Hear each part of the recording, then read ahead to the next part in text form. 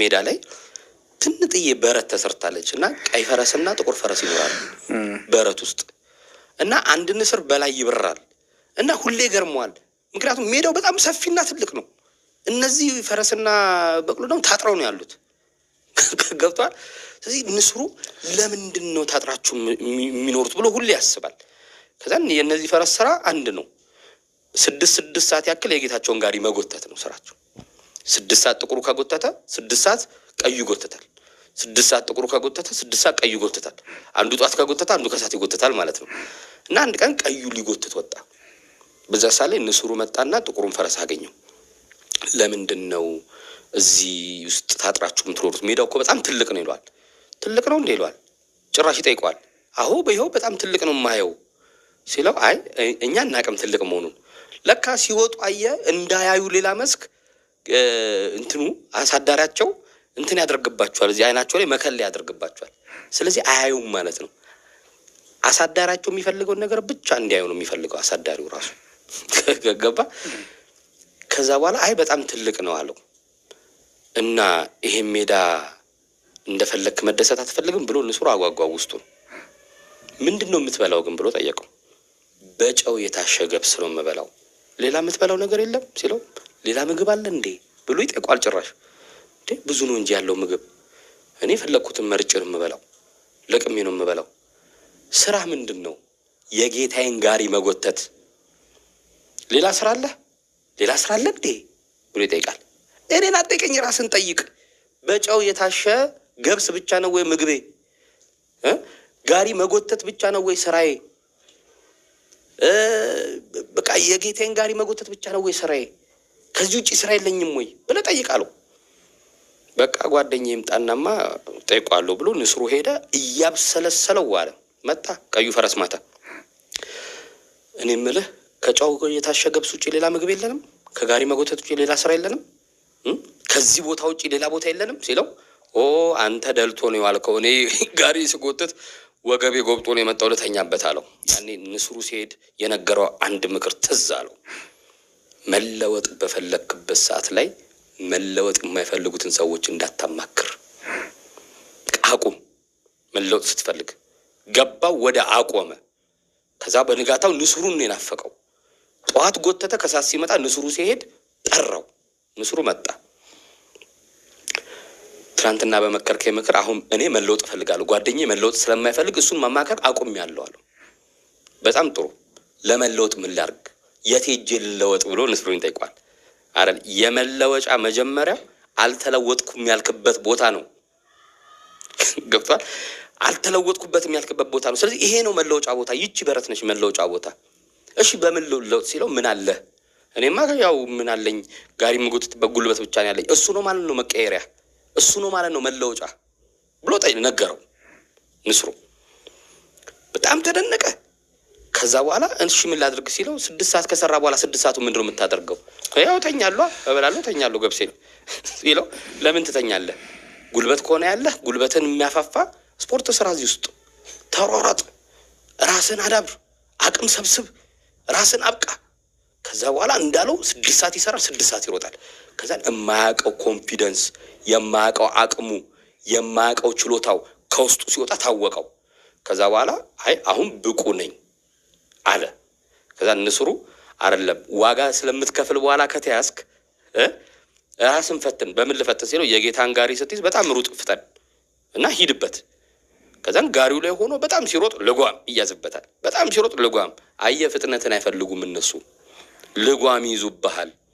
ስለዚህ ያለ ልጓም ነው መሮጥ ያለብህ፣ ያለ ጋሪህ ነው መሮጥ ያለብህ። ግን ስትሮጥ የመጨረሻ እርግጠኛ ሁን። በጣም ስራ፣ 2 መተማመኛ አለ እንደማይዙ።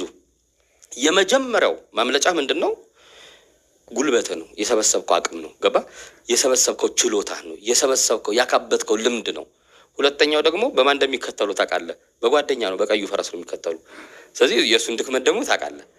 ስለዚህ እንደማይደርሱበት ታውቃለህ ብሎት መክሮት በጣም ሰራ፣ በጣም ጠነከረ። ልክ በረቱ ሲከፈት እንዴ ላይን ጥቅሻ ይጠፋል። ላይን ጥቅሻ ጠፋ። የጌታው ቀዩ ፈረስ ላይ ወጥቶ ሊከተለው ሲሞክር ከየት መጥቶ በቃ በጣም አመለጠ። የፈረስ ተወዳዳሪዎች አገኙት። ከዛ በኋላ አየ ለማምለጥ ብሎ ከዛ ለመውጣት ብሎ ባጠራቀመው ጉልበት ባጠራቀመው ኃይል ውድድር ሜዳ ላይ ማን ይቻለው? ሁሌም አንደኛ ነው። ሁሌም ከፊት ነው። ሁሌ ድሉ የሱ ነው። በጣም ሀብታም ሆነ። ጌታውን በጣም ሀብታም አደረገው። አየህ፣ ለጥርሱ ቦራሽ፣ ለእግሩ ሞራጅ፣ ለገላው አጣቢ፣ ለእህሉ መራጭ ሁሉ ሐኪም ተቀጥሮለት የቀበጠ ህይወት መኖርና ማብለጭለጭ ሁሉ ጀመረ። ንስሩ ሲሄድ ግን የነገረው አንድ ነገር ነበር። አንተ ነፃ ስትወጣ ነፃ ያልወጡትን ደግሞ መለስ ብለህ አስባቸው፣ መለስ ብለህ ያቸው። ስለዚህ ቀዩ ፈረስ ትዝ አለው። አሁን ጌታው እንደማያስቀረው ያውቃል። ምክንያቱም ጌታውን ራሱ ሊገዛ የሚችል ሀብት ይዟል። እና በቃ ይዟቸው መጣ፣ ሁሉንም ይዟቸው መጣ።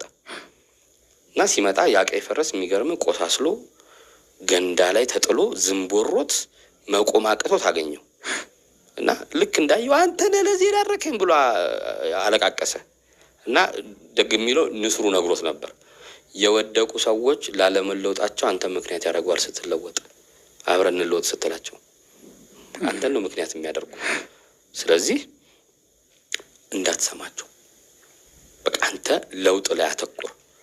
ተለውጦ መጣ እና በቃ ትንሽ የነጻነት አየር ላስተንፍስ ሲለው ይኸው ጌታዬ አንተ ከሄድክ በኋላ እሱ ቢጠግብ ነው የሄደው ብሎ ግማሽ ምግቤን ቀነሰ።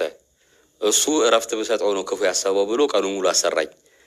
እኔን አቅሜን ሙጥጥ አድርጎ ከጨረሰ በኋላ ስቆስል ዝንብ ሲወረኝ አውጥቶ ጣለኝና ሌሎች 2 ፈረሶች አስገባ። በቃ የመታሰር የመጨረሻው አቅም ይሄ ነው። አንተ የትኛው ነህ ብሎ ጠየቀኝ ዶክተር ወረተው። ንስሩ ነህ እንደፈለክ በር ነው የምታገኘው? ወይስ ጥቁሩ ፈረስ ነህ የለውጥ መንገድ ላይ ነህ? ወይስ እንደ ቀዩ ፈረስ ዛሬ ሰዎች ለድካሜ የሚሰፍሩልኝ ይሄ ነው የሚሰጡኝ ስራ ይሄ ነው እያልክ ነው የምትኖረው? በጣም አፋጣጭ ጥያቄ ነው። በቃ እኔ ጥቁሩን ፈረስ መሆን እፈልጋለሁ ብዬ ጽፌ ሰጠሁት ለዶክተር ወረተው። ከዛ በኋላ የሚገርምህ እዛው ደጆችሽ አይደል ያለሁት፣ ጠዋት 2 ሰዓት ገብቼ ሌሊት 10 ሰዓት መውጣባቸው ጊዜያቶች አሉ። ስሰራ ማለት ነው። በየክፍላት ውስጥ እሰራለሁ ገብቼ ኦልሞስት ማህበሩን እስከ መሸከም እስከሚያስብል ደረጃ በጣም ዋጋ ከፍዬ እየሰራሁ። ስክሪፕት ይጻፍ ሲባል እኔ እጽፋለሁ። አልችልም እኮ እኔ እጽፋለሁ ላለው ጻፍ ባል እጽፋለሁ። ከዛ በኋላ እንትና አርቲስት ያንበበው ሲባል እኔ አገኘዋለሁ፣ አርቲስቱን ሄጅ አገኘዋለሁ። አየህ፣ እዛ ውስጥ ራሴን በጣም ስላበቃው በጣም ነገሮችን ስላጠራቀምኩ ልክ ከዛ ስትወጣና ከዓለሙ ጋር ስትጋጠም ከዓለሙ ጋር ስትገናኝ አቅምህ ከፊት ሆኖ ታገኛለህ፣ ድልህ ከፊት ሆኖ ታገኛለህ። ከዛ በኋላ በጣም የኔን አሁን ቅድም እንደነገር ሁሉም ነገር አሁን አርት ውስጥ አለው፣ ኪነ ጥበብ ውስጥ አለው፣ ፕሮዳክሽን ውስጥ እሰራለሁ፣ ሃይማኖት ቤት ውስጥ እሰራለሁ፣ ጽሁፍ እሰራለሁ፣ መጽሐፍ እጽፋለሁ፣ አርትዖት እሰራለሁ። እንደነዚህ አይነት ነገሮችን እየተሰራ ካልከኝ ከዚህ ተረት በኋላ ለካ አንድ ስራ አይደለም ስራዬ ብዙ ነው። ሞተረኛም ነበር። ገብቷል። ሞተረኛ ይቀጠር። እኔ ሞተር እሰራለሁ ደጆች ውስጥ ሆኜ ሞተር ሲገዛ መንጃ ፈቃድ በብድር ደጆች ራሱ አበድሮኝ መንጃ ፈቃድ አውጥቼ ሞተር ቻልኩኝ። ሞተር ማለት ነው። ገብቷል። እኔ ነገ በቃ ወደኩ ቢባል እንኳን በቃ ያቺ ሞተር ልታደርገኝ ትችላለች። ሞተረኛ ሆኜ እንኳን መኖር ይችላል። ሙያ አለኝ ማለት ነው። ገባ እና እንደዚህ አይነት ነገሮችን ያቺ ተረት ነች። እውነት ለመንገር ነገር እንትን